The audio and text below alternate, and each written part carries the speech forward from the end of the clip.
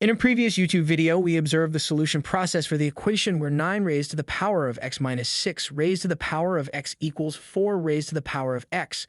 Our objective remains to determine the value of x. In today's clip, we'll present an elegant method for solving x. However, it's important to note that there are alternative approaches available. Let's start by dividing both sides by 6 raised to the power of x. This gives us the expression 9 raised to the power of x divided by 6 raised to the power of x minus 6 raised to the power of x divided by 6 raised to the power of x equals 4 raised to the power of x over 6 raised to the power of x.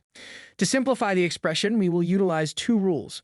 The first rule is that a raised to the power of x divided by raised to the power of x equals a divided by b raised to the power of x. Therefore, 9 raised to the power of x divided by 6 raised to the power of x equals 9 divided by 6 raised to the power of x, which equals 3 over 2 raised to the power of x. The second rule states that a divided by b raised to the power of x equals b divided by a raised to the power of minus x. Therefore, 9 raised to the power of x divided by 6 raised to the power of x equals 9 divided by 6 raised to the power of x, which equals 3 over 2 raised to the power of minus x. Let's apply both rules to our equation.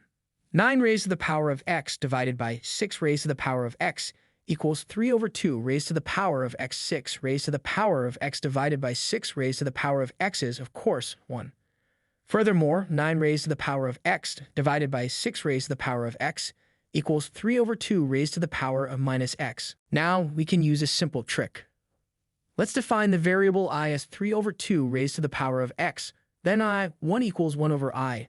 Multiplying both sides by I gives us I squared minus e equals 1.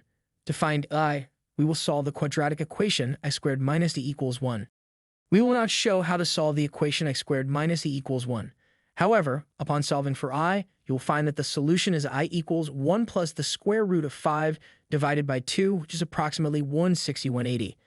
Since I was defined as 3 over 2 raised to the power of x, we have 3 over 2 raised to the power of x equals 160/180. Using natural logarithms, we will have x multiplied by the natural logarithm of 1.5 equals the natural logarithm of 160/180. This yields x equals approximately 1868. Finally, don't forget to write your comment down below and subscribe to our channel for more math tutorials and problem-solving techniques.